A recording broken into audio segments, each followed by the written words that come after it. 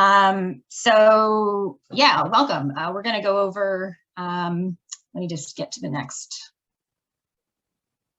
slide. Here's sort of a general agenda for this training session. So we've done the introductions. We will go through the LakeSmart evaluation and the various sections that need to be evaluated, as well as just introduce the homeowner questionnaire and a couple LakeSmart standards. The last section in the evaluation is a section that evaluates different parts of a buffer. And we see it as sort of the most important part of the evaluation. So I've called in an expert in Roy Lambert to tell you a little bit more about, to add to what I give you about buffers. And he has some great photos. And then we'll talk about, how to fix problems on a property and what kind of recommendations you can make using best management practices for the homeowners. And then a little bit about sort of what happens after the evaluation. And then we'll have some questions. So we will take a break. We just don't know, we don't quite know the timing of all these things, but we'll take a break after about an hour or less. So just to let you know, we will certainly not cover everything today. Our goal is to give you enough information to get started. And we will follow up this training with on-site training and in-person walkthroughs of evaluations, where you'll become familiar with, what it's like to do an evaluation on the ground. So let's see. So to start out, prior to visiting a property, it's important to send the homeowner the pre-visit questionnaire and the LakeSmart award description. So the homeowner questionnaire is 2 pages. So it asks for things like contact information, a few property details like the estimated shoreline frontage, how the homeowner maintains their lawn if they have one, how often they pump their septic system, as well as things like photo permissions.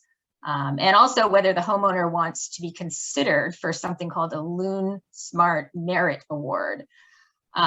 So Maine, in addition to the LakeSmart Award, Maine Lakes partners with Maine Audubon to recognize LakeSmart homeowners whose practices protect loons and their habitat.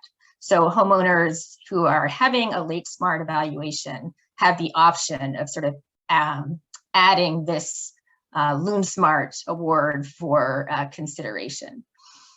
And so the LakeSmart award includes the homeowner has to agree to do sort of 5 actions to protect loons, as well as meet several standards or earn a score on several standards that sort of impact loons. And they also have to talk to I think 3 neighbors to sort of talk to them about, the LakeSmart option and what they can do. So Susan, Roy, or anybody else, please chime in if I'm missing something. So,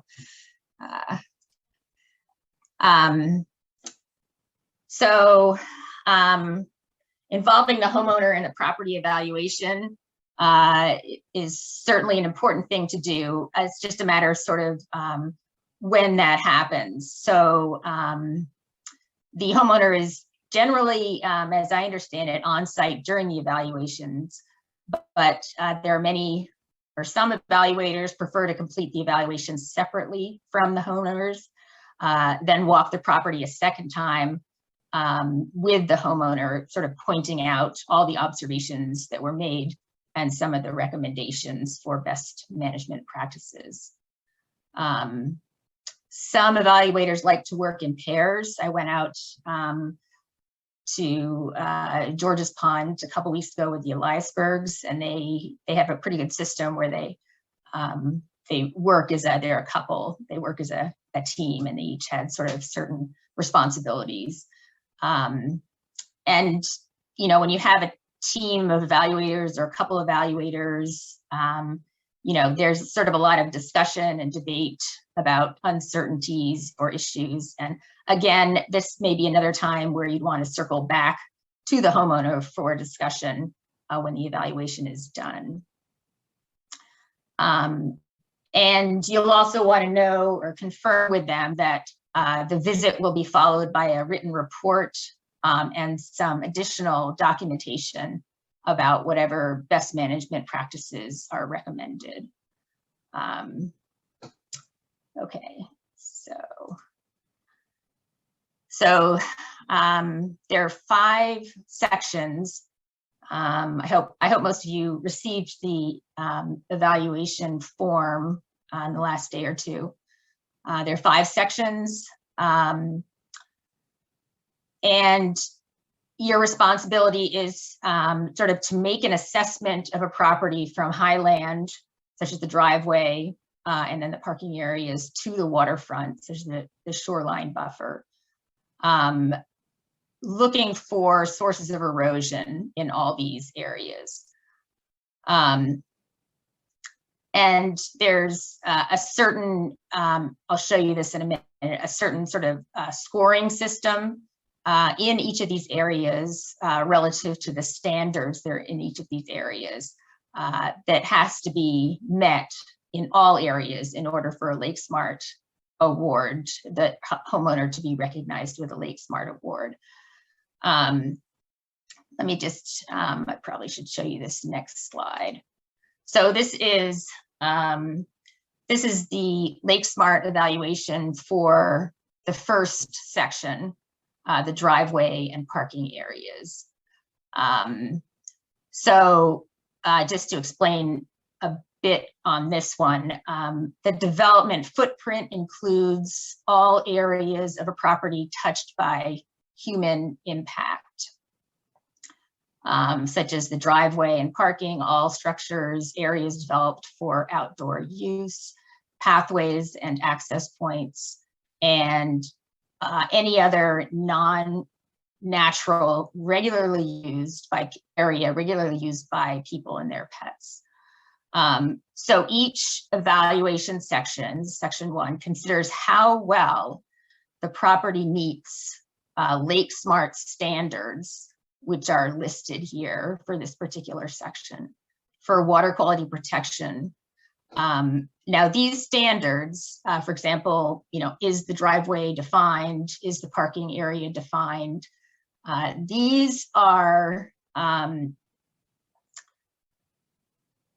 again are standards that will help the property again meet water quality protection standards, and they were initially developed to sort of balance what could realistically be achievable by the homeowners and generate sort of widespread buy-in and participation from them.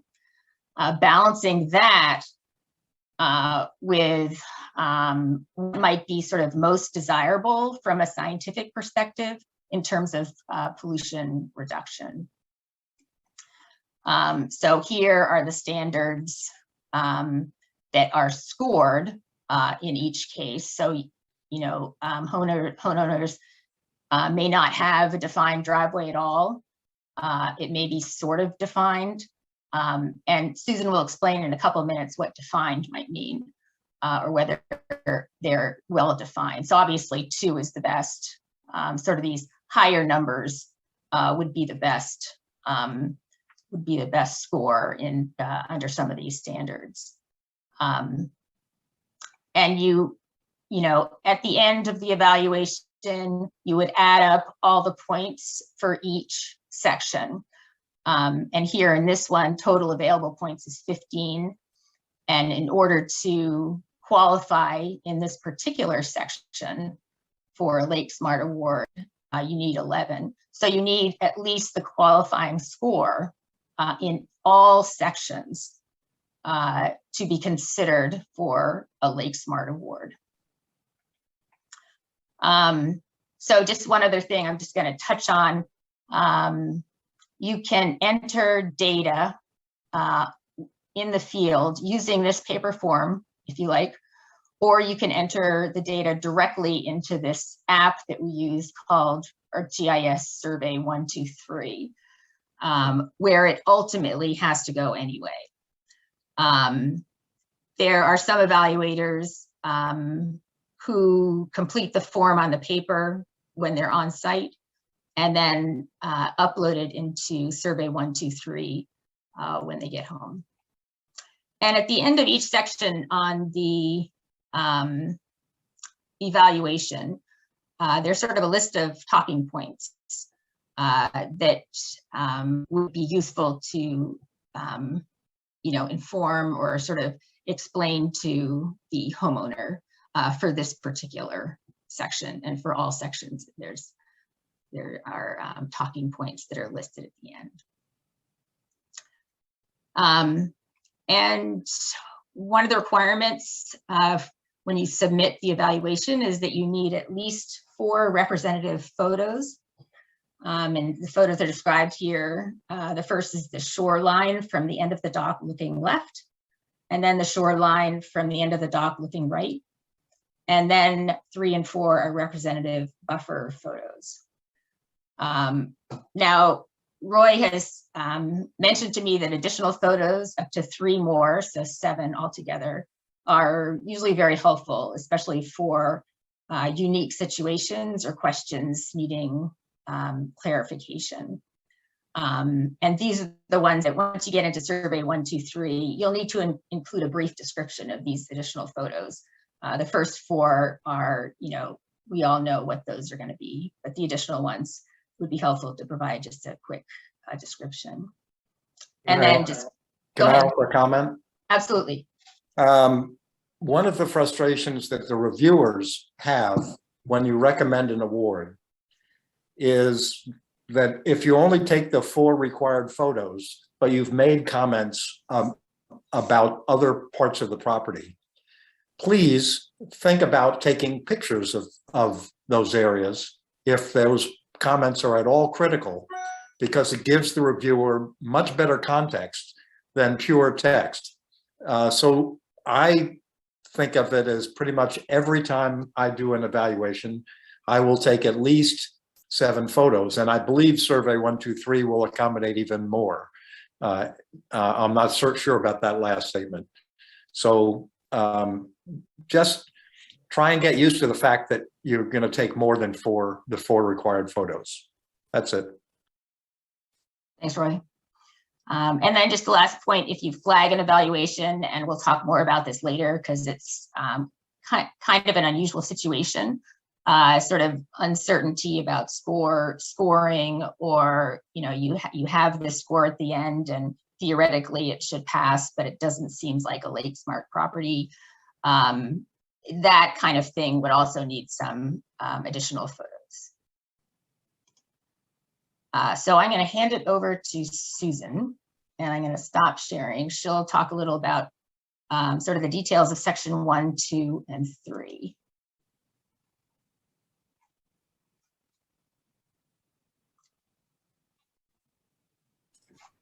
All right, let me just all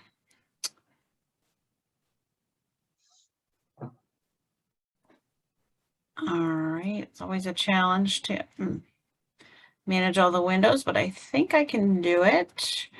All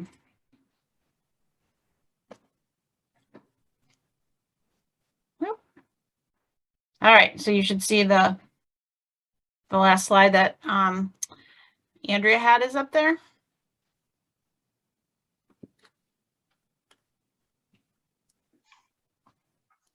Okay, so I've been tasked with talking about the first 3 sections.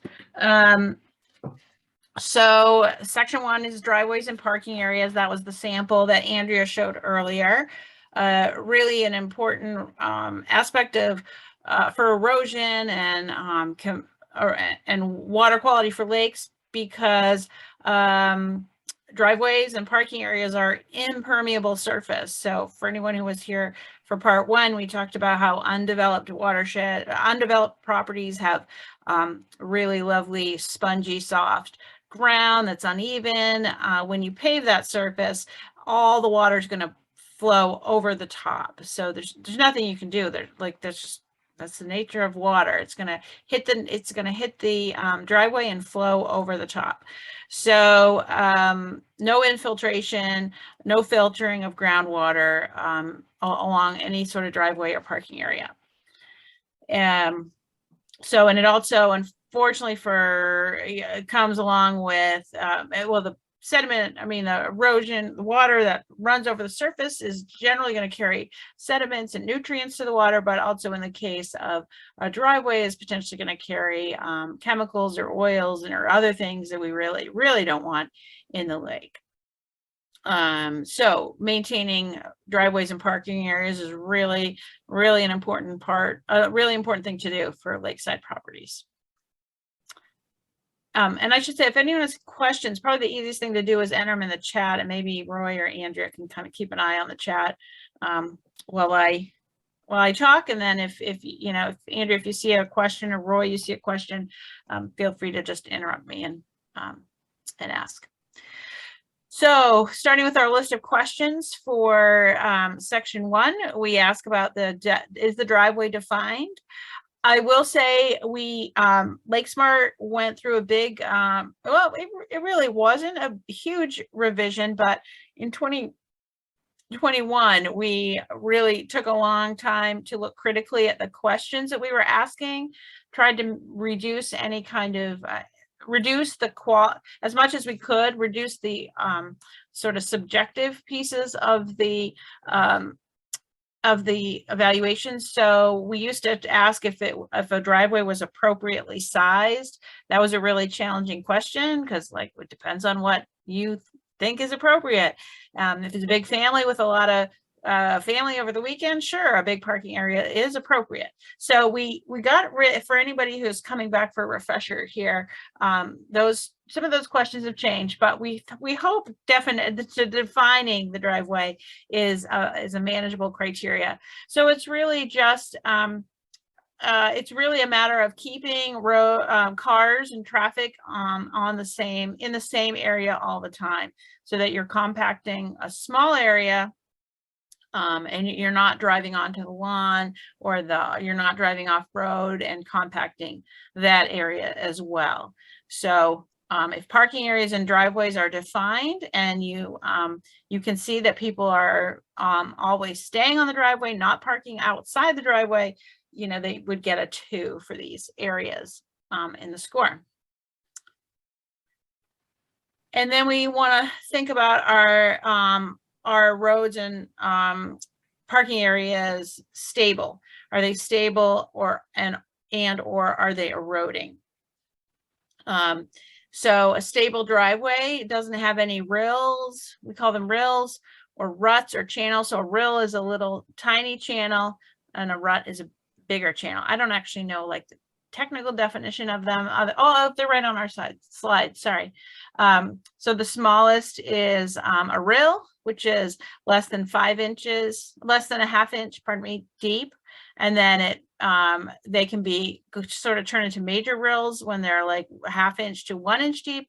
And then they kind of turn into ruts when they get to be 1.5 inches deep. So on this slide on the right, you can see on the left, you can see erosion in the driveway near the boat coming down the road. And then on the right, you can see some rills, which are those really smallest channels, but they're starting to develop in this road here. So we're looking at signs of erosions, and then erosion on these two surfaces, and then we're asking about BMPs. So BMPs are best management practices. So and there's a few slides on that coming up, so we'll come back to that multiple times you'll hear BMPs during this, my part of the presentation. And then we will, oh, hold on, and then, but a BM, well, and there's a few slides coming up. I won't say anything more. So, so sheet flow, that's kind of that's the best thing you can see on a driveway. So if you can see this you can kind of tell from the pattern in these pine needles that the stormwater is literally, when it rains, the water is literally sheeting across the driveway. So it's not channeling, it's not creating any rills or ruts. And I should say this is a really important thing for LakeSmart is that it, looking at a property in the rain or after a rainstorm, or ideally during a rainstorm, can get you really good information about what's going on. This is a great pattern you can see afterwards. And the driveway is a good place where you can see the patterns, whether it's raining or not. But some of the other things we'll talk about, often going during a rainstorm and or during, like I said, right after a bad weather event can be really helpful. So sheet flow on a driveway is great. And then I mentioned sort of the progression. So as stormwater stops sheeting, it concentrates in channels. The water speeds up, then you get erosion. And once you get that channel going, more and more water, those channels just grow. And you can see on the right, serious erosion problem on the right with those ruts in the road. And then we ask about signs of grease and oil on the road. Again, I mentioned water flowing off the driveway and potentially into the lake and carrying things we really don't want into the lake, like oil. So that's a good thing to look for. And that's the last question on the driveway and parking area section. Any questions, or if people want to just unmute themselves and ask, that works too. Otherwise, I'll just keep plowing ahead. Just a thought on Yeah. on driveways. We recently went to a property that it's not heavily used, but they don't really have a designated, well, they do have a designated place to park, but it's all grass. It's just part of the lawn. And they say, this is where we park. And I usually say that the gravel driveways are much better than a grass driveway. Because of the way because of water managing that water. Yeah, for better management of water. Yeah. I was just wondering if anyone else had another opinion. I agree with you that gravel is better, but I think part of why gravel is better is the fact that it also identifies the parking area, because the question would be, and you can tell visually by what you see in the grass, is whether people actually understand where the parking area is. Thanks. Yeah, that's a good point. All right, I'll keep going here. Section 2 of the evaluation is outdoor structures. So anytime you have a structure with a roof, you're going to divert water. Again, it's an impermeable surface. You're going to divert water from the roof. It's going to run off the roof.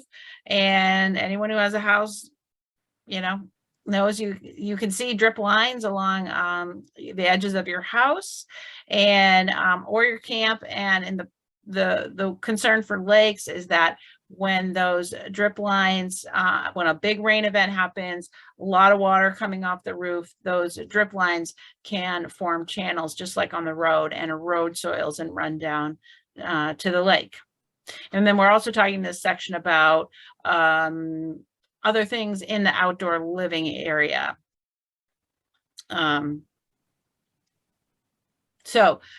Drip lines I mentioned along the house. So we ask questions in this section about, do you see a major, or do you see signs of erosion from drip lines and from the house? And then question B is around any unattached structures. So sheds, garages, even patios, really any place where you have a structure.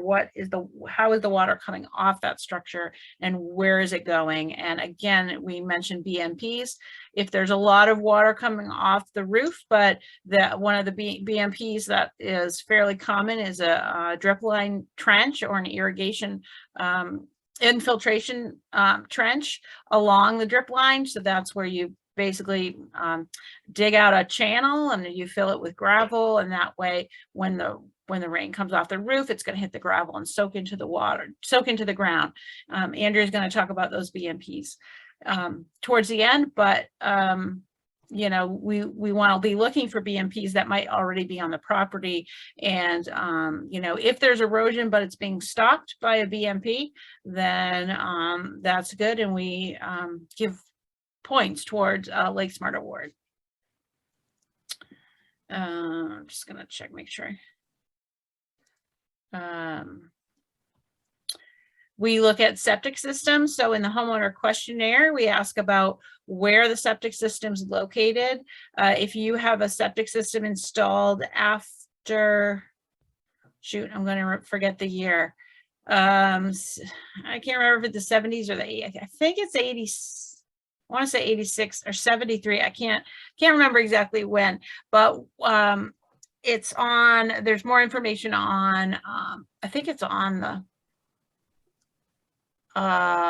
It's on the homeowner questionnaire, because if homeowners have a fairly recent, when I say fairly recent, as in the last 50 years, all septic tanks, all legal septic tanks in Maine after that year, they're kept in a data. All the information about those septic systems is kept in a database. You can go and look up your address. You look up by town and then by your address, and you can see, and it'll have your the permit plan. It'll have the plans for the septic design, layout plans, and your permit. So I just switched to sewers here in town where I live, and one of the reasons was I went to that database and my house did not have a permit on file, which tells me that my septic was well over 50 years old and it was malfunctioning. So we knew it had to go, but it can help you age a system by looking in that database. And we do ask homeowners to look themselves up or provide any information they have about their septic. So the schematic is from a handout we have about caring for your septic system.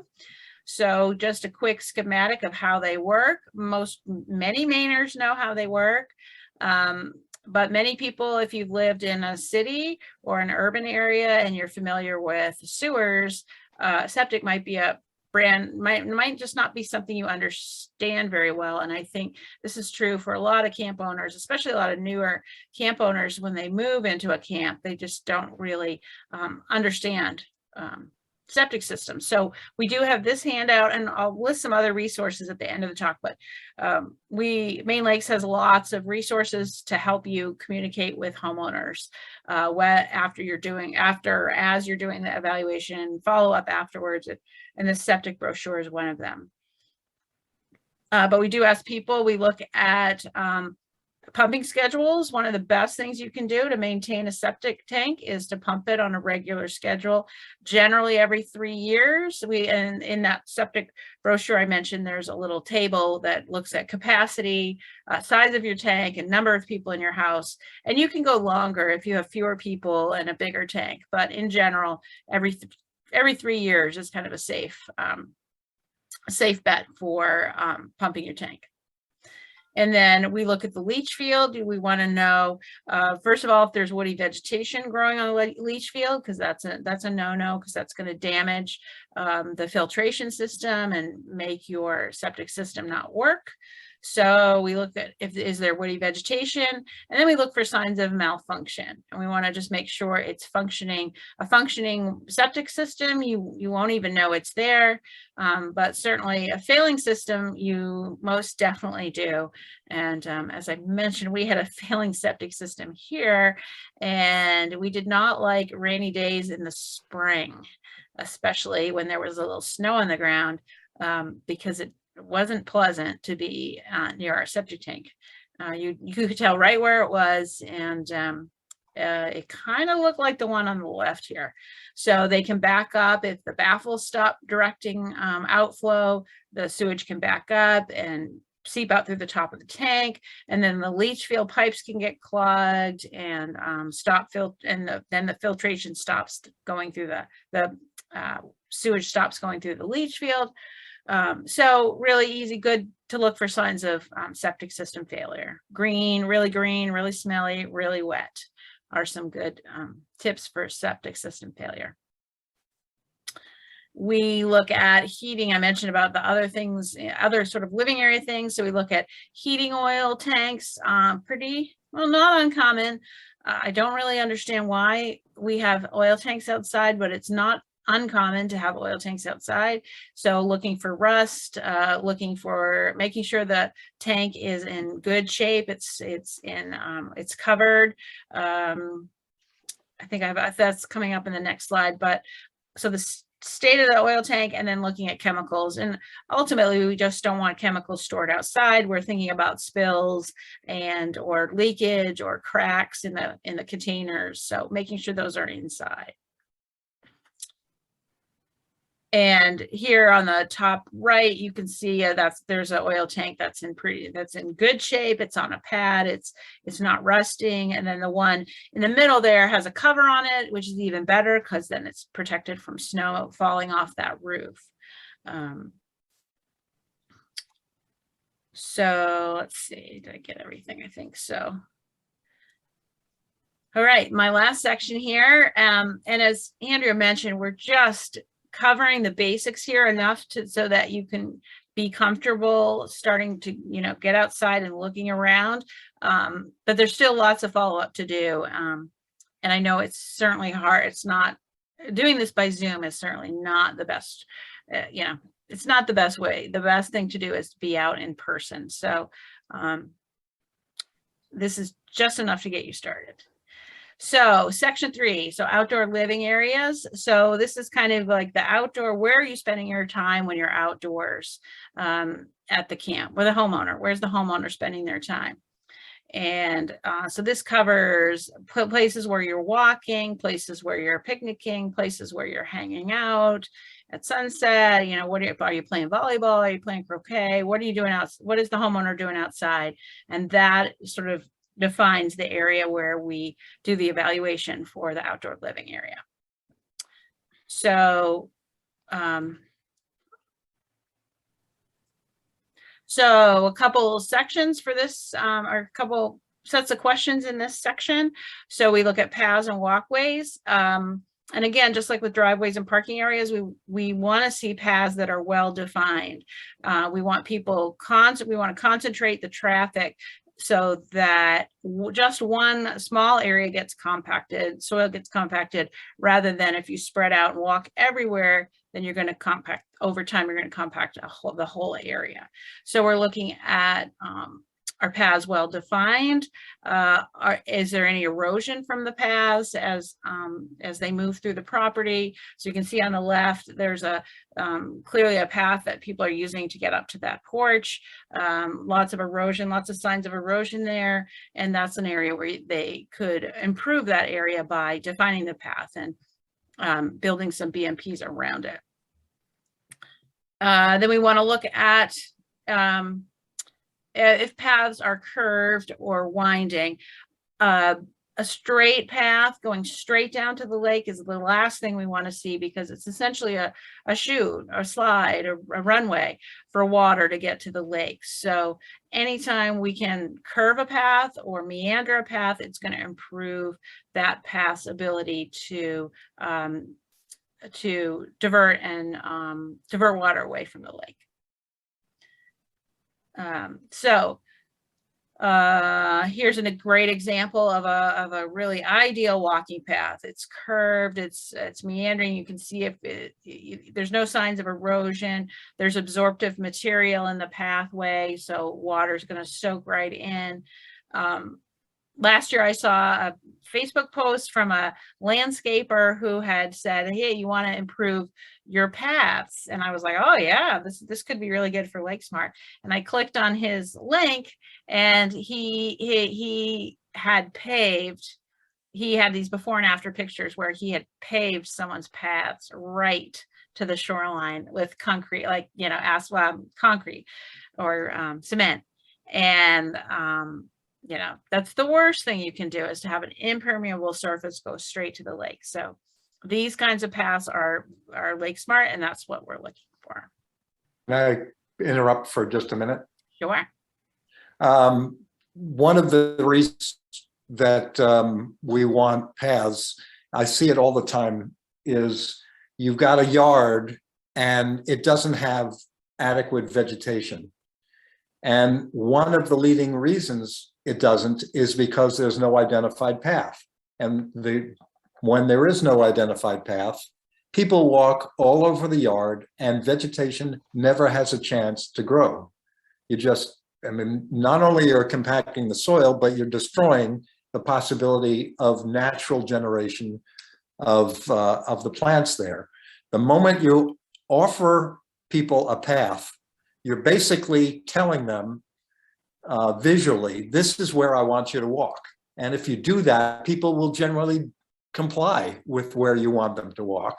And then you have a chance for natural or planting outside the path. And that is the single most common recommendation I'm making to homeowners, is identify a path and vegetate outside the path. May I make a comment? Yeah. Also, I agree with Roy 100%.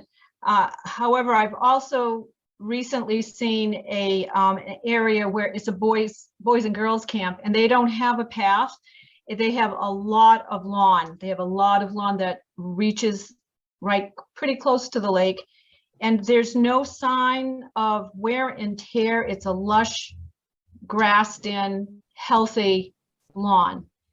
There isn't any path. So when you see the first question, are the walking paths well defined? Well, they're invisible. There's none. So I give them credit.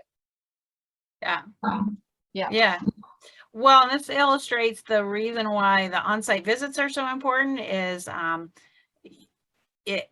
we lay it out like it's all simple, and it's just, you do, you know, all this choices are simple, and in reality they're not. So a question like that, like a scenario that Marie raises, we'd have, you know, is a great one to discuss. And each LakeSmart team, you know, we do try to keep some consistency in our training and reviews, but different teams do come up with different answers to questions, and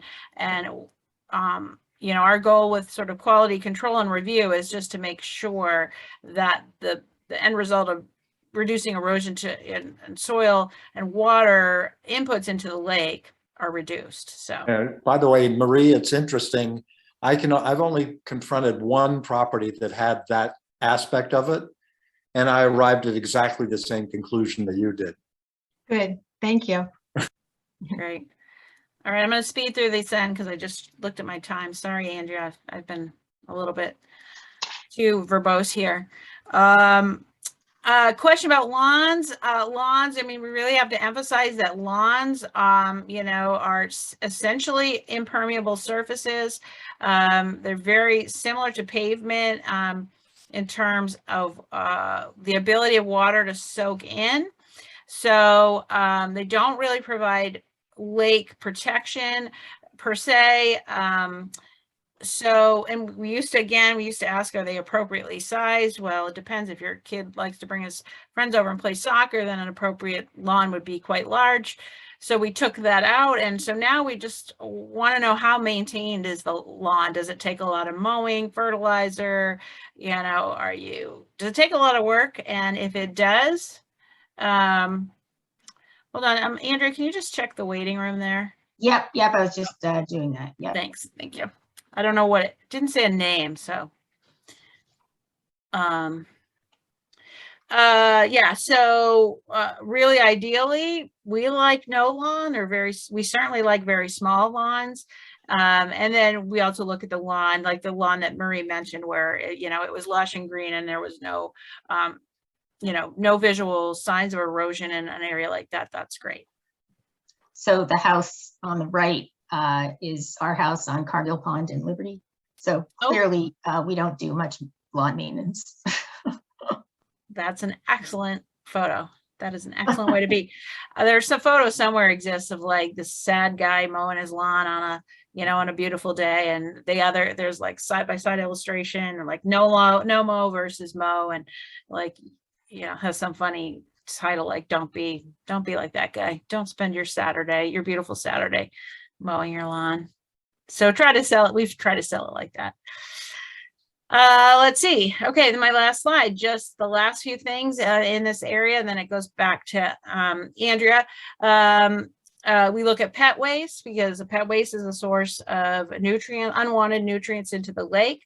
So we look at pet waste in an area. We look at boats, and again, the boat storage comes back to that compact soil and that traffic question. We want to keep all these things rather than put the boats everywhere all over the place. If you can corral boats in an area, that's great. We look at non-vegetated areas. So bare soil, bare soil is our non-vegetated areas covered with duff or mulch.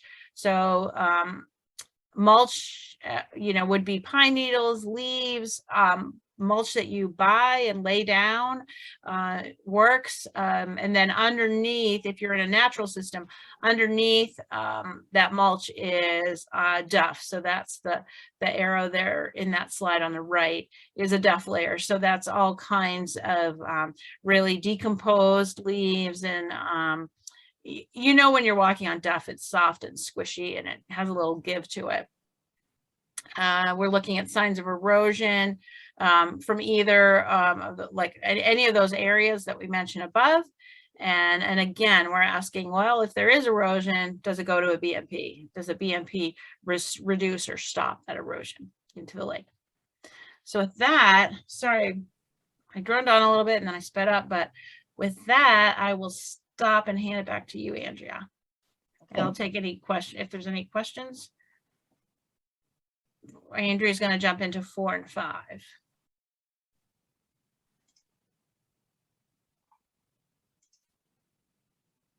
And while Andrea's chatting, I'm going to put a few things into the chat, some links to some of our resources.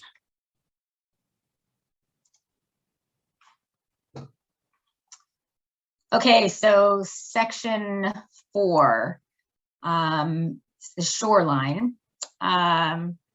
So the land right next to the lake is probably one of the most important areas to adopt lake-friendly living practices to keep runoff and pollutants from entering the lake.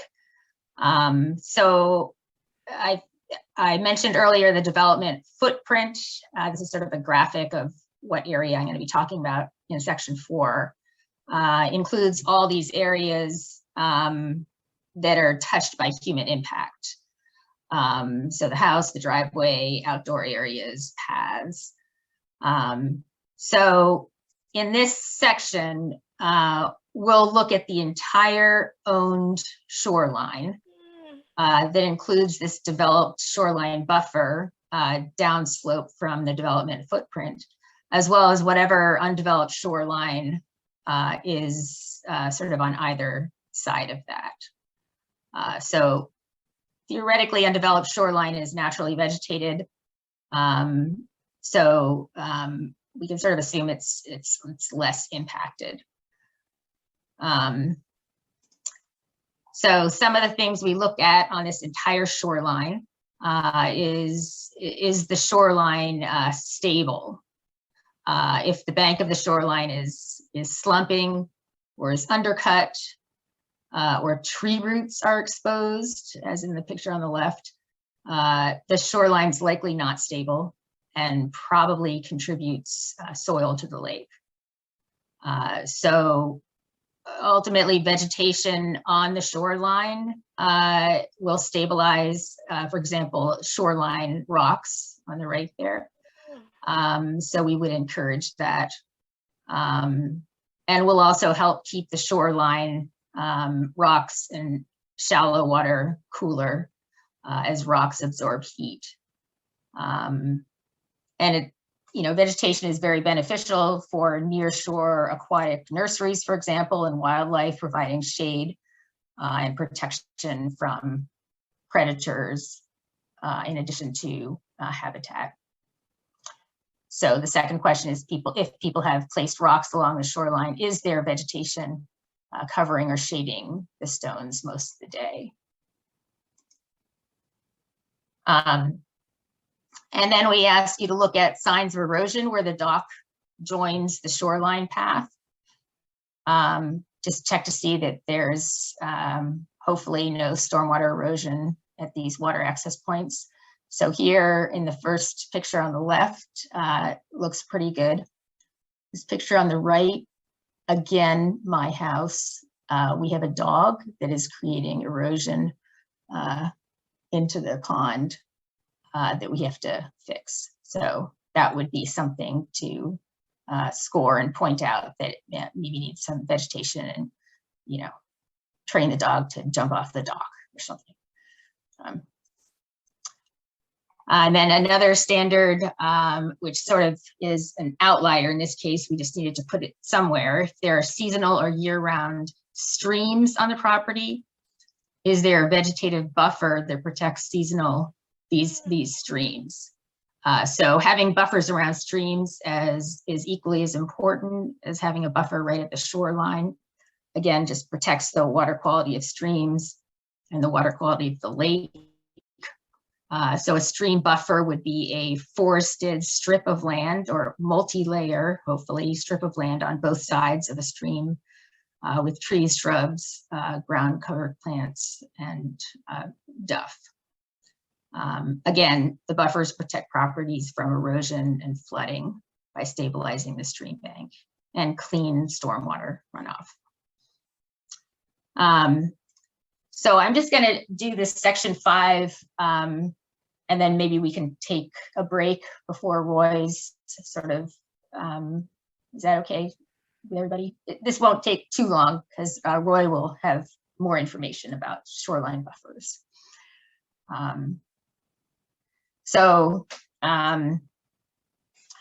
Section 5 looks at the vegetated buffer between the development footprint and the lake, so downslope from the development footprint. So it's indicated here, sort of the developed shoreline buffer. So the shoreline buffer is commonly sort of referred to as the last line of defense that protects the lake from stormwater runoff. So buffers do quite a bit. They intercept rain, especially in the upper canopy layers in the mid-story. They slow the flow of the water downslope. Roots absorb water and nutrients, and certainly anchor soil. And a duff is created, provides coolness to the land and water and shelter wildlife. So there are tons of benefits to having really a nice, robust buffer on your shoreline. And LakeSmart buffers have at least 3 layers and are at least 10 feet deep, and the more the better. And I'll just show you the what the form actually looks like in this particular section. So basically, you'll look at sort of the depth of the buffer, how steep it is, how many layers of vegetation it has, whether it has any breaks, what the ground looks like in terms of whether it's totally flat or whether it's sort of varied and has little sort of holes where water can infiltrate, and whether there's erosion going through the buffer. So the first one, depth. Again, I mentioned a LakeSmart buffer should be at least 10 feet deep, running along the shoreline there, and the deeper, the better. So you can see the scoring here. You get no points for a buffer that's less than 10 feet. And then it increases beyond that. So we obviously encourage something that's at least 10 feet deep. Slope, how steep is the average slope from the edge of the buffer to the lake? So steeper slopes require deeper buffers to be effective. So water runs downhill faster on steeper slopes, so it needs more sort of vegetation to sort of slow it down. And you know, fast flowing water can increase the amount and impact of erosion. So just keep that in mind as you're looking at sort of very steep slopes, especially over on the upper right there, and how much vegetation would be needed to sort of slow that flow for infiltration into the ground and the groundwater.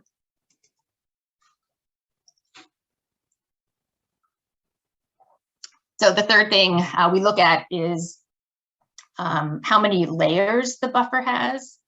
Again, a LakeSmart buffer has at least 3 layers, and the more the better. So this is just sort of a picture of the different layers that are sort of named in a buffer or in a forest. So the canopy is the uppermost, and then sort of this mid-story, which could be different species of trees or just younger canopy trees.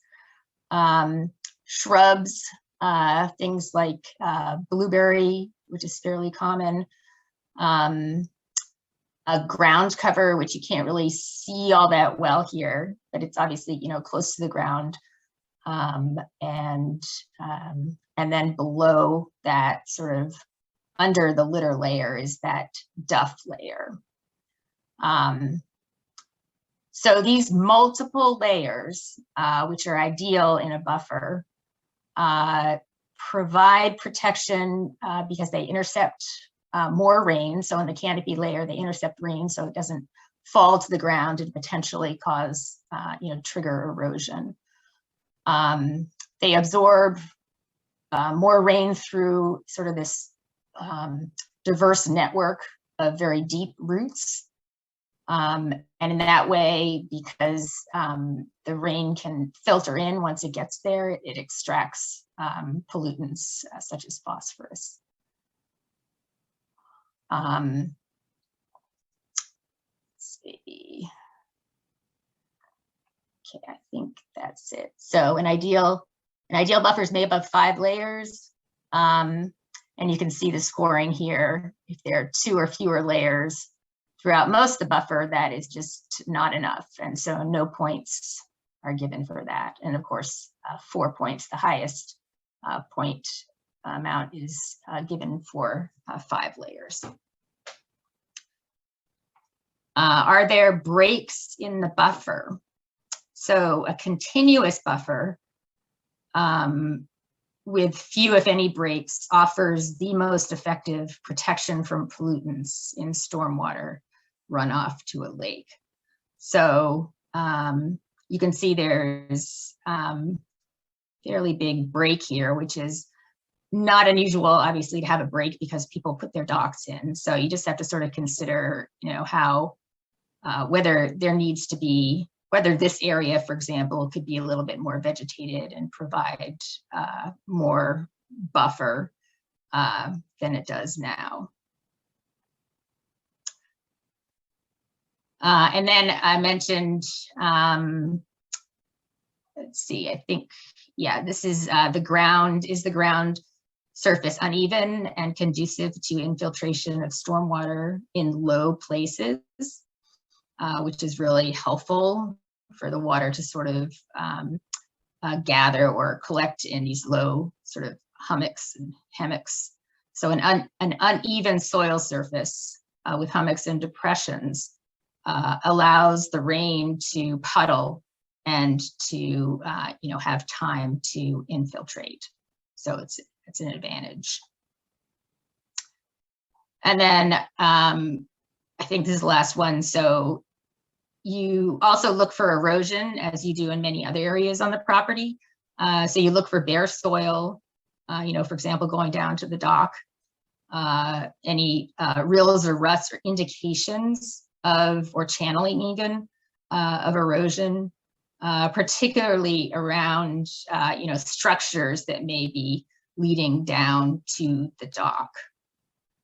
So it's another sort of standard relative to looking for signs of, just minor signs or major signs of erosion. So,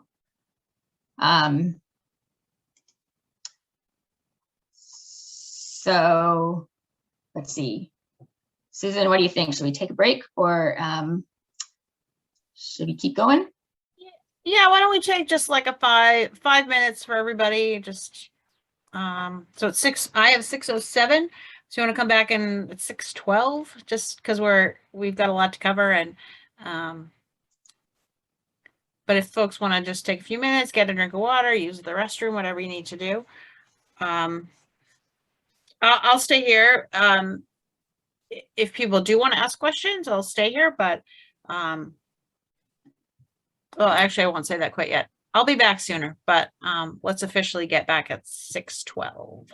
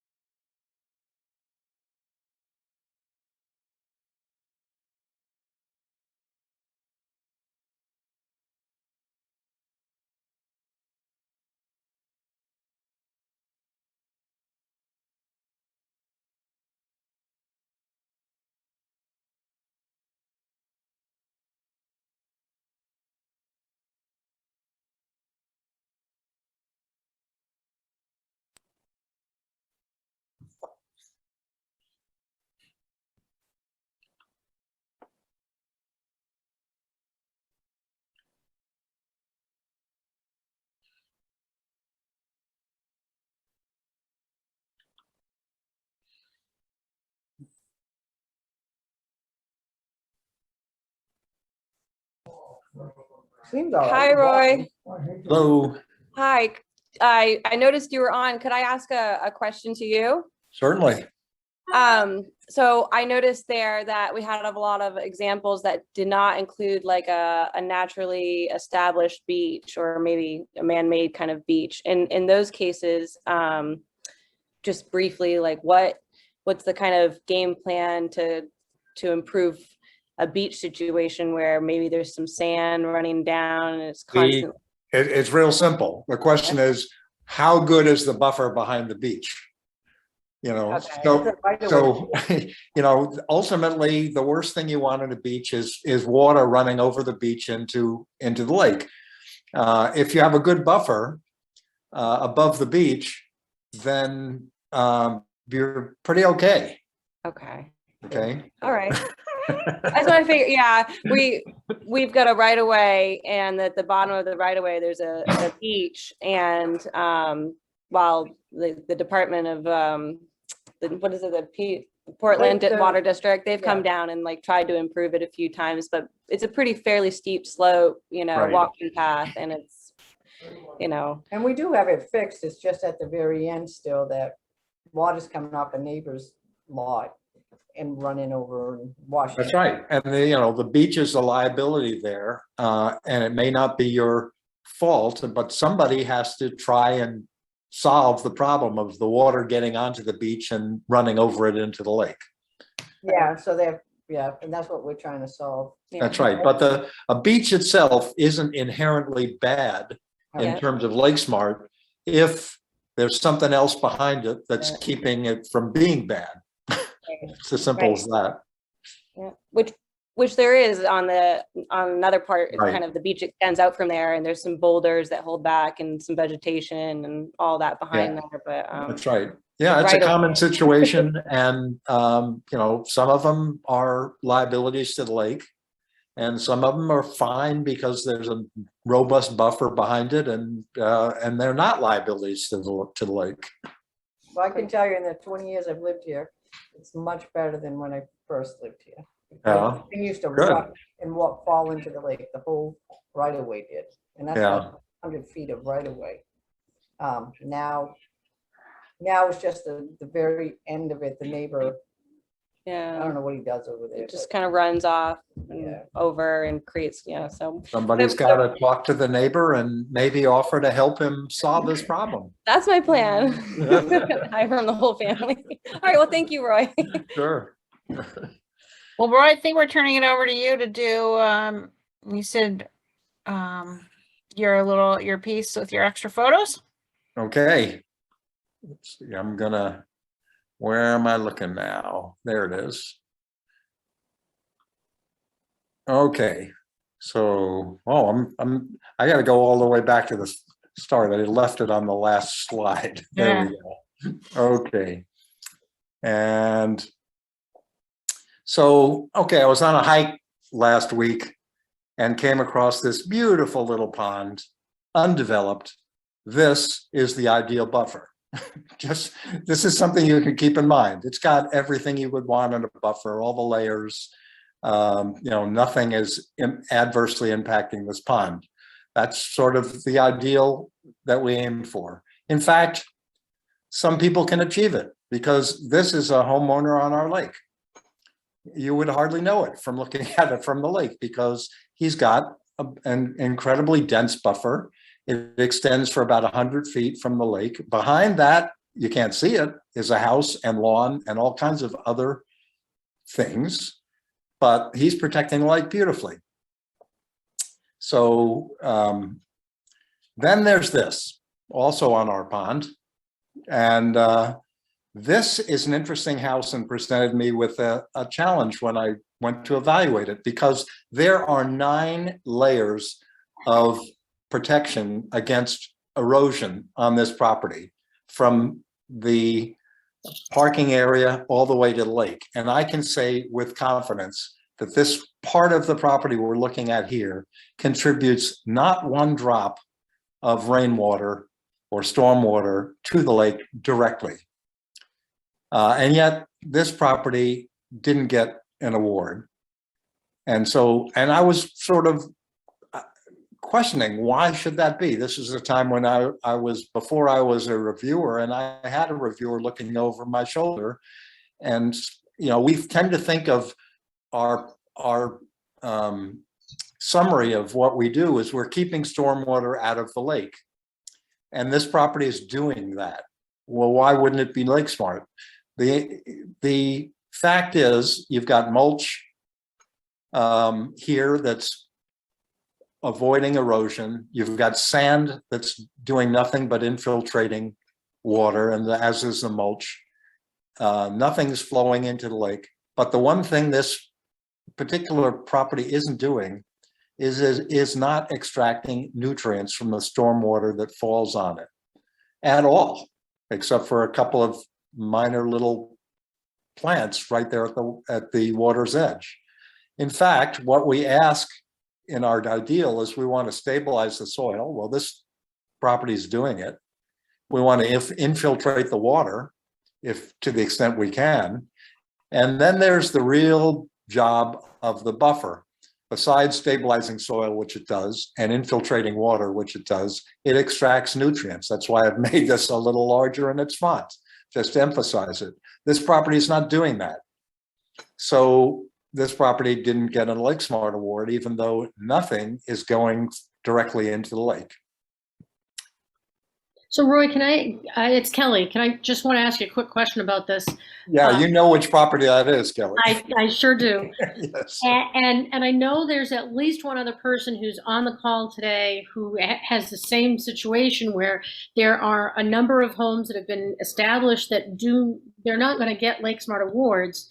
And my question is, and I know the situation with this home, but how do you recommend, with your years of experience, in approaching a homeowner who has a home like that, about either, first off, about asking them to do a LakeSmart, and then the second thing is, how do you use this as the educational opportunity that it is to share with them the good things they're doing and the opportunities there are for them to do better, or, you know, that thing, especially if you have somebody like, let's say that property changed hands and next summer we were dealing with a different homeowner facing that. So just Yeah, a little insight. I mean, and that's a good question. And you have to know, I mean, we're dealing with an educational program here, and all we can do is bring the facts to the homeowner. It's up to them to do with those facts what they will. And if a homeowner bought their property because they liked what this is, that you have to know going in that you're going to be making suggestions to this homeowner that are not going to be particularly well received.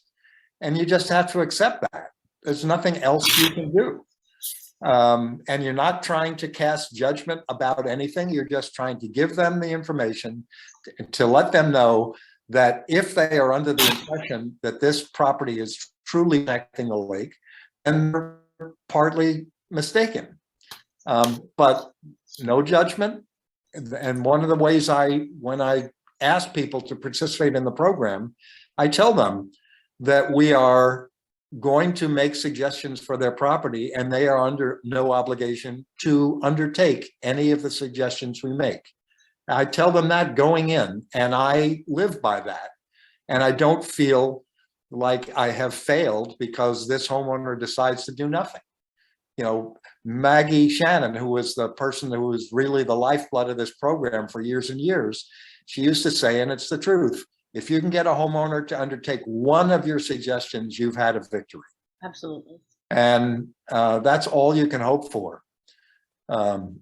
So that's the answer to the question. Sometimes you're going to make no headway with the homeowner, except to give them a better idea of the fact that their property isn't quite as perfect as far as the lake is concerned as they may have thought. Yeah. Well, hopefully you can catch them before they put that sand in next time. Yeah, well, I'm sure that this property was this way for 20 or 30 years before I ever saw it. Yeah. So, you know, what can you do except to help them, to give them the facts? Yep. And Thank Roy, just a quick comment on that property. Yeah. If they had a LakeSmart sign in front of their property, people who ride their boats by there would say, oh, so that's an example, and that's not a good example of what we imagine what we want to have for an example. Thank you for Marie, because, you know, we have this in the survey 1, 2, 3 form, the evaluation form. We have this opportunity for you to discuss all of this with your reviewer, with Andrea or with me if you're in the LEA area. And if something scores as if it is LakeSmart and that doesn't feel right to you, or the reverse, that's the point at which you check that in the form, because you want to have that discussion. And part of that discussion is this going to be a model of what we want to present to the world as LakeSmart? And this one obviously isn't. Okay, continuing on. The reason that we love buffers so much is, here are a couple of studies that just sort of tell us the value of trees. Studies in Maryland showed that reductions of up to 88% of nitrate and 76% of phosphorus were through a forested buffer. So that's the value. A Maine study concluded that a 50-foot natural buffer was effective in reducing phosphorus concentrations to background levels. So there's a reason we're going up to 50 feet, because that study is basically saying you got 50 feet of really good buffer, you're doing almost as well as a complete virgin forest. So let's see. Now, when we talk about buffers and vegetation, we're talking about, you know, large trees, intermediate trees, or very large shrubs, smaller shrubs, ground cover, and duff. We do not include in any way any lawn as vegetation. From a lake park, I'm going to overstate this, but only slightly. From a LakeSmart perspective, a lawn might as well be an asphalt pavement. It does not infiltrate water well. It has shallow roots. It has very little resistance to erosion. In this particular picture in the lower right, you can see erosion in the lawn. That's where water is running through the lawn, down the hill, and you can see the erosion. You might think that that patchy grass is really because it needs more fertilizer or needs more seed or something. No, actually, in most cases, it's an indication of erosion. Here's a better example. Notice the erosion. You can almost see the water coming over that hill. That's why we did, you know, basically when you see a lawn, treat it as if there's no vegetation there at all in terms of buffer analysis. Now, we are not against grass per se. Here's an example of what looks to me to be a really, really nice buffer. Yeah, it has grass at the shoreline, but look at all that wonderful buffer behind it. This is, and even a slight beach. So this would, from a buffer point of view, this would be regarded as pretty robust, even though it's got some grass. We don't care about that. It even has a little bit of sand, but it's doing its job. And here's another example. We don't necessarily hate lawns. It all depends on where they're located. If they're located behind a robust buffer, then fine. Let the homeowner can have his lawn or her lawn and enjoy it, as long as we've got protection for the lake. Here we've got 100 feet of really nice, robust buffer. The only thing it's missing, and this is a good example of what you will often see, is somebody wants their view through the trees, and the way they get it is they eliminate the mid-story. And that's what they've done here. But you've got basically 4 layers of buffer, and it's quite deep. So we're feeling pretty good about this buffer, even though there's a lawn behind it. This is what I call lakeside veneer, okay? A term I coined when I was thinking about this presentation. You can see if you were kayaking past this property and looking up at this shore, you might think that there's a fairly robust buffer there. But if you look at it on the shore, you see that that buffer probably doesn't even have 10 feet of depth, and behind it is nothing in the way of buffer. So it's a veneer. It really doesn't do much to protect the lake. Another example of veneer. Kelly, you probably recognize almost all of these photos. These are from our lake. Yep, sure do. You know, we've got less than 10 feet of very nice vegetation, but then almost nothing behind it. And this is what I call the sneaky buffer, because if you are in your boat out on the lake or kayaking past and you don't give this a really good inspection, you're going to see a lot of green and you're going to say, ha, that looks pretty good. I have a neighbor who has property like this. It does. It looks really good from the lake. And then you get up close and you realize there's not a lot there in the way of vegetation. And so I'm referring to it as a sneaky buffer. And that's pretty much concludes my brief remarks, other than to provide you with the contact information for Andrea and for me in case you have any questions. We are available. Hey, Roy, you know, that last slide you had, it looks like the slope was on the steep side. Yeah. I would suggest that they put a retaining beam just above where the rocks are. Yeah. And they could actually, beyond that, they could put some vegetation or just the beam, or even a blow down tree just to hold back. Know, I agree with you, although, and we're trying to achieve the same thing. What I'd be recommending is what I call an above ground berm. Yeah. And that's basically constructing a berm at the top of this slope, but do not dig into the slope, because the moment you dig into the slope, you start talking about permitting and it gets much more expensive. And the ground berm, and if anybody's interested, I have a document that deals with this, is basically you build a foundation that's 2 or 3 feet wide of stone, and then you cover it with mulch. And you are essentially recreating an ice berm that might otherwise naturally be there. And what it does is it keeps flow from going directly into the lake. Hopefully, you're diverting that flow into some place that has good, robust vegetated buffer to infiltrate the water. But What size stone do you use? Sorry, I'm going to sorry, I want to put a little time out. I know you guys are having a great conversation, but I'm looking at the time. We've got a bunch of stuff to get through, and we are going to talk about BMPs again later. Well, thank you very much. Hold that thought, Marie. And I think we're jumping back to Andrea. Is that right? Yep.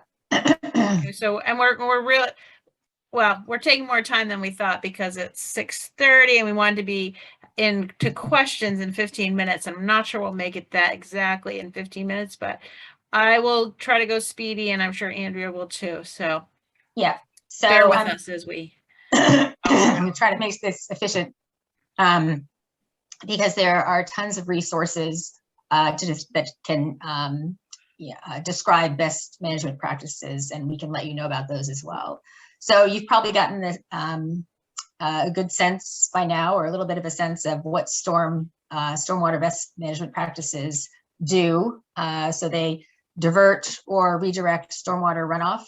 They infiltrate and filter surface flow, and they stabilize soil and shorelines. So basically slowing down the erosive power of stormwater runoff is key to reducing non-point source pollution in Main Lake. So one of the first things you need to keep in mind is to follow shoreland zoning rules, and look at sort of the DEP website and permitting requirements for the shoreline, especially within the shoreline zone, which is 250 feet deep from the shoreline. So not only check with DEP, but also your own code enforcement officer about permitting requirements prior to doing some of the best management practices. So I've sort of just categorized these BMPs that I'm going to show you some pictures of. So the first category is sort of BMPs that divert or redirect stormwater runoff. So according to the gravel road maintenance manual that Maine DEP has put out several years ago, up to 85% of all the erosion and sedimentation problems in lake watersheds originate from improper construction and maintenance of gravel camp roads and driveways. So if water is allowed to travel down a road, it will probably erode the surface, and it's critical to get the water off the road as quickly as possible. There's several ways of doing this. You can crown the driveway, sort of have a higher center part of the driveway, higher in the middle and lower on the sides. So the water flows off into adjacent vegetation where it can be infiltrated. Water can be directed into a ditch that's stabilized. So this one is sort of lined with rocks to prevent erosion. And turnouts on the top left can also be used to get water out of ditches or off the road. Again, this is another way to do this. A water bar is sort of this diagonal channel that you can put across the driveway that reduces erosion by intercepting the stormwater runoff that's channeling down and diverting the water into a nearby vegetated area for infiltration. In this case, it sort of created an infiltration pool.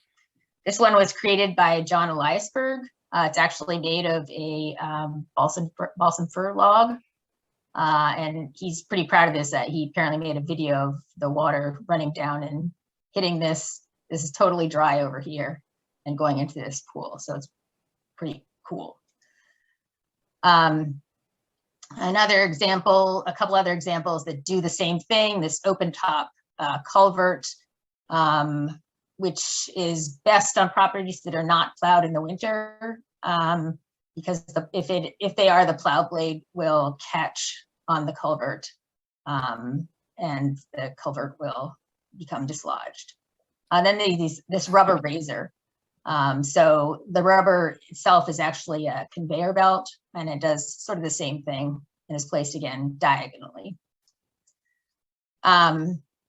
An infiltration trench collects and infiltrates the stormwater from places like rooftops and sometimes paved driveways. And it controls the erosion along sort of this drip line that forms on roofs that do not have gutters. So it's made of crushed stone and lined with a certain fabric that allows water to infiltrate, but will separate sort of the stone from the underlying soil. So just another example. So BMPs that soak up runoff, infiltration steps here. This is sort of a before and after. So are built with timbers filled with crushed stone and lined with, again, this non-woven geotextile fabric to allow the water get through. And it's best on sort of moderate slopes. Again, for something like this, if the stairs are going down to the shoreline, it's good to check with Maine DEP and your local town code enforcement officer about permitting requirements. Again, sort of the same concept. A dry well collects and infiltrates runoff from the roof at gutter downspouts. And a rain barrel will collect and store water for use in sort of watering plants, also placed at the end of a gutter. And rain gardens, my favorite are landscape areas that are bowl-shaped, planted with water-loving native shrubs and perennials, and do a really good job in capturing and filtering stormwater from roofs, driveways, and other impervious surfaces. So if you were going to recommend a rain garden, it would be good to look for sort of existing wet depressions, sort of natural wet depressions on the property as good locations for rain gardens. And they should be at least 10 feet from other structures. So we always sort of recommend native plants when you're doing planting of rain gardens or buffers or sort of filling in bare space or around trails because they are well adapted to our climate here and therefore are probably more resilient to any changes in climate. They require less work, so no fertilizers or pesticides. And they can survive fairly lengthy periods of drought as well. Obviously provide habitat and shelter and food for wildlife and pollinators. And they're just naturally beautiful. This is a picture of a native plant sale that took place at the Maine Audubon Sanctuary down in Falmouth this past weekend. So BMPs that stabilize shorelines include, you just heard a lot about vegetated buffers along shorelines and streams. And just again, they hold soil in place, they infiltrate, they intercept raindrops, and offer important wildlife habitat. And another BMP that stabilize shorelines is something called live staking. So there are some nurseries that supply sort of dormant cuttings of woody plants. And sometimes if you have some on your own property, you can make your own. And the cuttings root quickly if they're planted in wet soils along shoreline banks. And it's sort of another sort of low-cost source of plant materials. Again, they do the same thing ultimately when they're grown, provide food and shade for aquatic wildlife and filter pollution. Some of the more common species that are used are red osier dogwood, gray dogwood, and willow. So BMPs that stabilize bare soil, erosion, something called erosion control mix is made up of partially composted bark, wood fragments, sand, gravel, and stone. And it's heavier than most mulches. And you could cover an area to a depth of 3 or 4 inches to actually protect the soil from erosion, as well as it does a really good job in retaining moisture and controlling weeds. So that's one thing you can do for like bare areas, sort of, especially closer to the shore.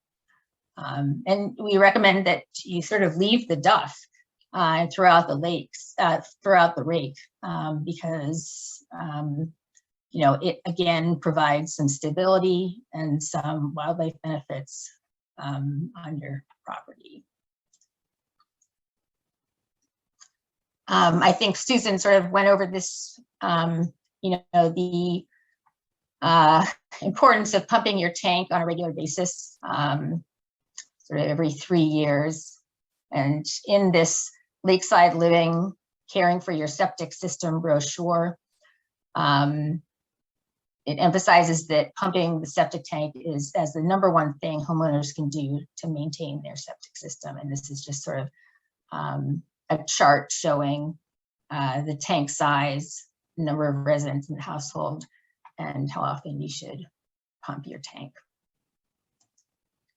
And just some BMPs for lake-friendly lawns. We recommend not using herbicide or pesticide. I think you've heard this from Susan. Minimize raking, set the mower height to 3 inches, and potentially think about reducing the size of the lawn or even eliminating it, starting with sort of edge areas. So the idea behind sort of setting the mower height high is that taller lawns slow runoff a little bit better and improve infiltration a bit and encourage deeper roots, grass roots, and fewer weeds. And I guess if you leave the grass clippings in place after mowing, It'll also help sort of retain moisture in the lawn.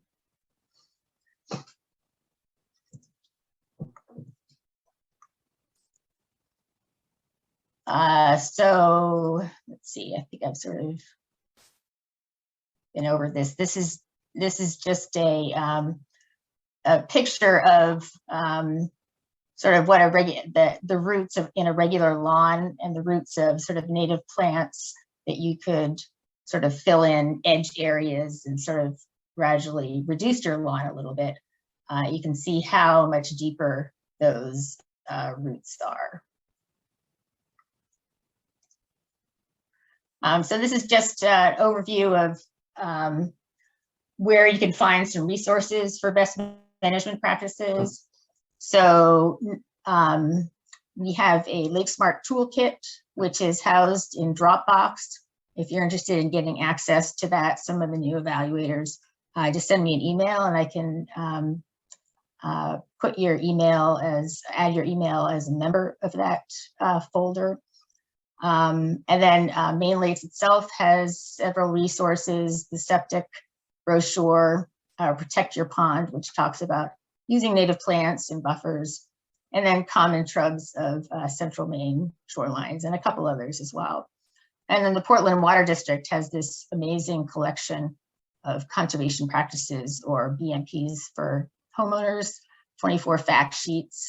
I think DEP and Portland Water District collaborated on these, and they're just really helpful. They're either 1 or 2 pages and really summarize not only the purpose of the BMP, but also how it can be constructed. Just one more thing, the last page of the evaluation sort of has a summary of each section, what the standards are, and what potential BMPs could be recommended in that section or for that section or for problems in that section. And that each of those will have a different letter. So that's the kind of thing, these letters, that you would sort of enter into Survey 123 when you're ultimately uploading your data. So I think Susan is going to be doing sort of this last section about scoring.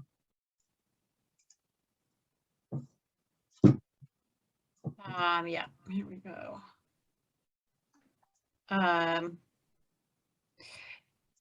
Yeah, I just had a thought. Oh, one quick thing as I sort of set this up that is important to remember in case anybody is sort of running away scared, thinking they don't. Oh, hold on. Okay, does that work? Are you seeing the right thing? Yep. Okay, so in case anybody's running away scared, we're not expecting anybody to be, I mean, you may become an expert on BMPs, but you certainly don't have to be a LakeSmart evaluator. When you're starting out, you're just going to be learning about what the different BMPs are and just recommending them in general. We're not expecting you, and homeowners shouldn't, I mean, homeowners may be looking for advice, but oftentimes with BMPs, you're going to be just making a general recommendation. A landowner's going to be, homeowner's going to be finding an expert to do the actual work. So I'm going to race through these so that we can have some time for questions. At the end, I just had this on my for the ending. This is a summary of the scoring that you'll see at the end of your homeowner evaluation. Andrea mentioned the flag, and so did Roy. That property that Roy showed would be a case where the property scored adequately, but really was falling short on the message and the sort of aesthetic delivery of what LakeSmart is. So this would be a place where you would check the flag. We've had some people last year, we really started emphasizing the flag, and some people were not using the flag, they were saying, well, I'll just, work with the landowner to fix it, and then we'll get it fixed, and then we'll submit it. I've heard that from a couple of evaluators, like, well, if they don't submit the evaluation until everything's fixed, and then no flag is needed, or they're going to meet the award criteria. So we encourage everybody to submit it as it is. We want to know the shape of the property at the time you evaluate it. And then again, this flag, and Andrea mentioned extra pictures. If there's a particular issue on the property, like it scores well, but there's a big issue, there's a big source of erosion, there's something that's not quite right, that's a flag. If maybe the property doesn't pass, maybe it misses by a couple of points, but overall, the property is doing a great job, and you want it to pass even though the numbers don't add up. As I said before, we try to make this quantitative, but it's really hard to do that. So please use this flag whenever you think that the numerical scores are not accurately representing the property. And that'll really help in the review. So every evaluation that you will do will get a second pair of eyes on it, whether it's a hub, one of our regional coordinators, or whether it's Andrea, somebody else will look at it, and that's our quality control, is we make sure somebody else looks at it. So use this flag anytime you're uncomfortable or there's something you want us to note, want the reviewer to pay attention to. This is just the LakeSmart. We're not really talking about it too much, but these are if the homeowner met all these certain standards on the different sections, they are acknowledged as a LakeSmart, as getting a LakeSmart Merit Award. The LakeSmart Merit Award is really largely, it's certainly doing something for loons. It's also a hook to get people who may not otherwise be interested in a LakeSmart evaluation, to get them to consider it. If they're big loon fans, it's amazing what loons can do. Anytime we post a picture of a loon on our Facebook, we get an order of magnitude more likes and shares than we do, if a loon's not in the post. So we know the power that loons have to attract people's attention. And so that was part of the reason for LakeSmart, is like, maybe this will motivate more homeowners to be involved. And if people ask you, can I just have the LakeSmart Award and not the LakeSmart Award? The answer is no. It's LakeSmart's in addition to the LakeSmart Award. But this is how you, this is just the summary of where you put those LakeSmart Awards. And then we do ask for some evaluator data. We do track time and hours spent, mileage you travel, and that all helps us when we're looking for additional grants or outside funding. The program is supported by the state DEP for the moment. But it's always good to track sort of what our volunteers are giving us in addition to, because your time is valuable, and it has we can put a number on it, a dollar amount on it, and use it. So I know we ran through what the evaluation looks like. We ran through sort of a whole array of BMPs, but quickly, just, after you do an evaluation with a homeowner, most evaluators typically will walk it with the homeowner and explain, highlight the good things, really embellish all the great things they're doing. Roy mentioned we're not judging, and we're presenting facts, and that is true, but we do have an opportunity to engender some excitement and passion and enthusiasm. So any positive things you can tell a homeowner, make them feel good about the things that they've done.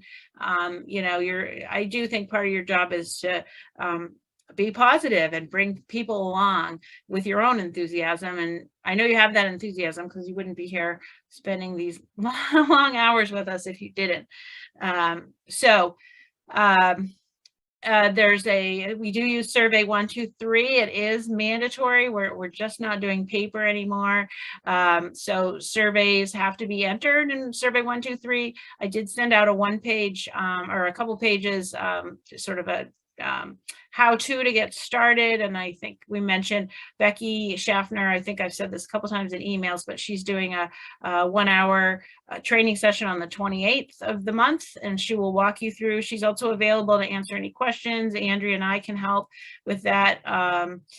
It can be a stumbling block for people, but we are here to help you get it on your systems and help you work through it.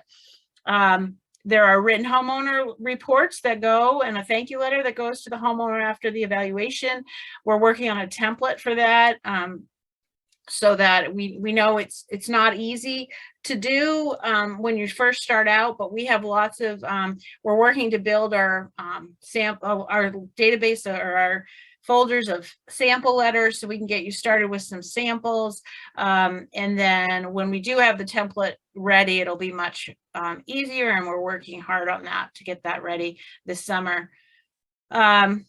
We ask people not to commit to an award. I mentioned the review process, so you can say, oh, this property is looking really good. It's looking award worthy, but we have to, have a review. So don't commit to the homeowner that, oh yeah, this is an award-winning property until it's been reviewed.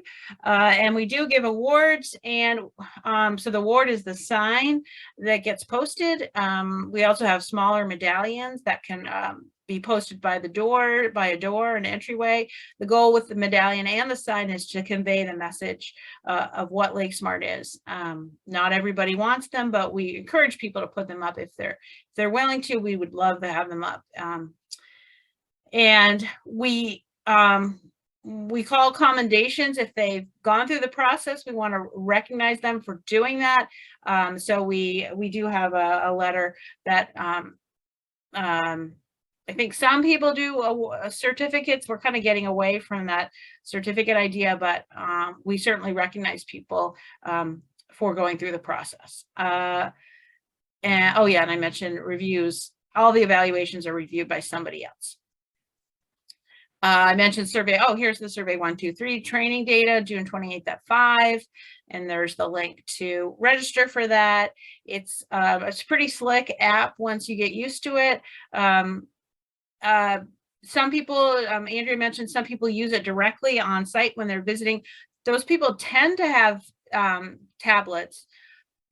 I personally find it, I don't know if I'd want to do it on a phone in person, but some people use, when they do that, they do tend to have a tablet or an iPad to do it. But it's a great tool. It's certainly great from our end in terms of the data is in real time submitted. We'll set up a schedule for review for the office for when Andrew's reviewing. We generally do, well, the past LakeSmart managers have done it once a week. So, and we're working on our systems, but generally, once a week is when main lake staff sit down and go through whatever's sitting in the pool. So Andrea will communicate when that's going to be this year. So it does take some time. It's not instantaneous, but it's certainly instantaneous to get the data in front of Andrea or myself. It's just a matter of our time. But so survey 123, really important. Here's an example of a report, a homeowner report. It may look intimidating, but a lot of this language is cut and paste between different homeowners. Once you have a template down, you can insert different pieces. This is from the Eliasbergs up at George's Pond, and they include photos, and that they really run the gamut in terms of super detailed to more brief reports. But Andrea and I will both help you get started. Let me I think this is my second to last slide, just to remind you, everybody, what the next steps are for folks moving ahead with as LakeSmart evaluators. The next steps are to meet with an experienced evaluator or Andrea, depending on where you are and how nearby are experienced evaluators. If there are people nearby, we'll try to connect you. It's really great to be in a community of people. We'll get those folks meeting with you. We'll do some practice evaluations where we're just generally on your, on your property or somebody we'll just do a practice. We'll walk through and just like the conversation that I'm sorry, I cut off between Roy and Marie, you'll see that even the most experienced evaluators have different opinions and different solutions and recommendations. So walking through a few of those, generally new evaluators tend to tag along with an experienced evaluator for at least part of the season until they're really comfortable doing evaluations on their own. So there can be a lot of shadowing for the first, sometimes for the first whole season. I know some LakeSmart programs, that's what they do. You start by shadowing someone for the entire summer. With that said, I'll add quickly a couple resources. I put a couple resources in the chat with links. I just want to be sure I mention a couple more things. If everybody can see me, I want to share our Lake book. This is it's a revision of a document that we used to have. It's been updated. We have these for all LakeSmart evaluators, and we have them for you to give to your homeowners. So when you hand over that report or when you do that visit, when you do a survey visit, you can hand every homeowner this. So we're working, Andrea's working to get this to all the different programs that are active. She's working to get these out. It is available online as a PDF. I think it's lakes.me/lakebook. So you can look at the PDF. But that's a really important resources we'll provide for you. She mentioned the Dropbox documents. We'll get those to you. The Lake Library, I put a link in the chat. There's lots of things in there you want to take a look at, particularly LakeSmart brochure. If you're thinking about if you want to look for interested homeowners, if you want to get a bunch of brochures and mail them out or hand them out at a community event, we can get those to you. Those BMP sheets, I put a link in the chat for those. Those are all on links to those are all on our website as well. And I just mentioned really quickly Slack, which is a new communication tool, and I'll follow up with some email about it to give us, because I don't want to cut into any more of our discussion time, but we are trying this new tool. It's called Slack. It's a communication tool here that will connect, potentially has the potential to connect LakeSmart evaluators and give them an opportunity to connect with each other and discuss with each other. There is a training workshop on that next Friday at 9 a.m. and I will not take up any more time, but I'll tell you, I'll send that info to you by email. With that, I'm going to stop sharing, and hopefully what time is it? It's just 7 o'clock. So hopefully we can get to some good questions from all of you new folks here. And let me stop sharing and I'll just open up to questions. Susan, I have one comment. Yeah. And that is, when you do submit a report on survey 123 to the database, at the time you do that, you need to send an email to Andrea and to your lake coordinator if you are not the lake coordinator, and if you know who the hub reviewer is, to the hub reviewer, because otherwise survey 123 does not tell us that you filed a report, and so we don't know to review it. So please just remember, you file it at the same time. Let the people on the chain of command, so to speak, know that you filed it. Right. Yeah, So I mean, this year, Becky, I get notification whenever there's one submitted. I don't know whether the coordinators do. They don't. At least Okay. I don't. Okay. Well, that's also why we set up the once a week thing, so that to cut down on emails and just let people know. But anyway, yes, really good point about letting people know. Another resource that we had hoped to have for this for now, but it's delayed. But Andrea, before she started working for us, worked really hard on a LakeSmart manual. And so hopefully later in the summer, I know it's too late for training, but hopefully later in the summer we'll be, or in time for next season is probably more realistic. We will have a manual, and we'll share that with all of you. You'll be all trained and really skilled by then, but we're working on it. We're always working on improvements. So with that, do folks have questions for us?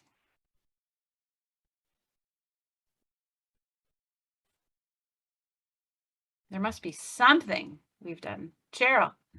I have a question, and it's kind of for Roy because it was his picture. The one with the blue camp with the no buffer in front.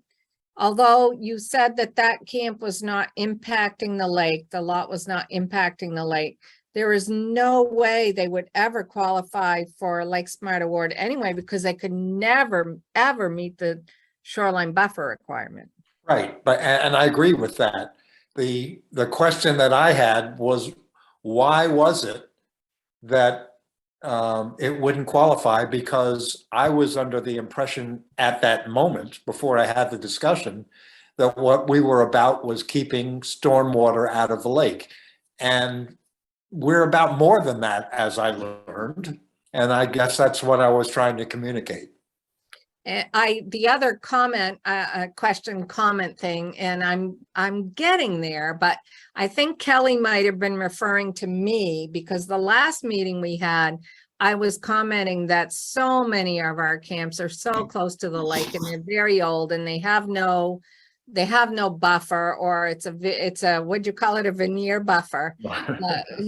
So it's, and I mentioned, that it's somewhat discouraging, and I'm trying to get past that in what you said about just an educational program. And if someone does one thing, like Maggie said, if someone does one thing that improves their lot, then you've won, So it's been a learning experience. And Kelly, were you referring to me? I thought you were. Okay. We have a lot of really old camps that are, lawn right down to the water, and it just, kind of sad. We have a number of those too. And I know that Andrea and the LakeSmart committee will be talking about how to deal with what I refer to as close to the lake properties. And I don't know what the outcome of that discussion will be, but there is an ongoing discussion about it.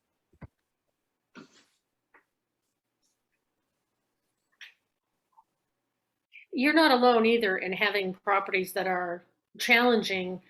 And it doesn't mean you don't want to do a LakeSmart with them, because it is really, you just put the focus on the educational and on the help that they can be to the lake by participating and learning. It's all an education process. Yep. Any other question? Anybody else have a question? I think people are probably. I just want to I would like to emphasize one thing that what Andrea already talked about. And that is, I urge you not to do your original evaluation with the homeowner on your shoulder. And I learned that the hard way, because I was the homeowner in the training that a group of us undertook, and Kelly was included in that group. And any little criticism that the homeowner hears when evaluators are naturally discussing their property, the homeowner can have a surprisingly thin skin about that stuff. And I experienced that. And my takeaway was, don't do it within the earshot of the homeowner, and walk the property a second time where you can phrase everything you want to say as diplomatically as possible. And there's an approach that Susan or Andrea mentioned with when you're talking to the homeowner, make sure that you have good news, emphasize and talk lengthy and glowingly about the things that they are doing right and doing well. And if they've made attempts, then compliment the attempts, even if the attempts aren't successful, that, hey, you guys I can see you're trying, because you do want to make sure people feel good. And I know, Roy, we've seen that happen with several people, where they do end up feeling very hurt by having made efforts, and then, Yep. Yep. All right, anybody else comment or question? I have a question. Sure. Yeah, how do we, you probably said it, but how do we get connected? So I'm up in Emden. How would I connect with another evaluator, who's been doing this? How would I make that choice? How would I? Yeah. I Through think Slack. Andrea's there to help, and she will we'll look at some maps and see. We're working on a live map of all active LakeSmart programs. So we'll look at some maps and we'll help with you. You're not on your own and trying to find folks. We'll help you Okay. find some experienced evaluators nearby, and then Andrea will work on scheduling. We're late this year. It typically might be a little bit earlier, but really, it'll be, the end of June and into July, into really all of July, really, that Andrea will be scheduling those visits with you too. Okay. And the best way is just to email, or just email or give a call. I guess email would be the best. Yeah, email Andrea and she'll be in touch, and we'll follow. We have this the mailing. We have the mailing list for all of you here, so you'll definitely have some follow up from us. We'll send the recording of this training in case you have other people who wanna listen in. Andrea, do you have Okay. anything else you want to add? Nope. Yeah, I'm happy to help Katie and anybody else in that area and try to connect her. That's really important with experienced evaluators or visitors myself. So. Okay, great. Thank you. And then I just have one more question. Is the meeting on the 28th that's coming up, that's to help us with the technology part of downloading all of these apps and all of that? Yeah, Becky will go over, how to download the app, and she'll walk through a data entry, an evaluation entry. She knows everything about it. So sometimes there's problems with photo uploads or other things, and so she'll walk through that. She'll answer questions. Ideally, if you can you use that info sheet that I just sent earlier. If you can download it and sort of try it on your own, it's really good to go to that with questions, having tried it. It's probably the thing that most makes me go it's just technology wise. It's not easy for me, or I just, till I get it, I don't get it, kind of thing.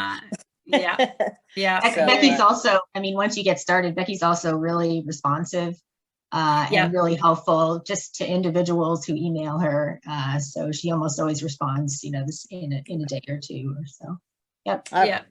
Yep. We'll get you there. Don't worry. Okay. Thank you. All right. Any last questions? Otherwise, I think everybody's probably ready to get off this Zoom. Thank you, everybody, so much for coming. It was great to see so many faces, returns from last week, and experienced folks back. So thank you so much. Andrea, any last words from you? Oh, it's just really nice to see all of you. And I look forward to meeting hopefully some of you later this summer. So thanks for attending. Good night, everybody. Thank you, all of you. Thank you.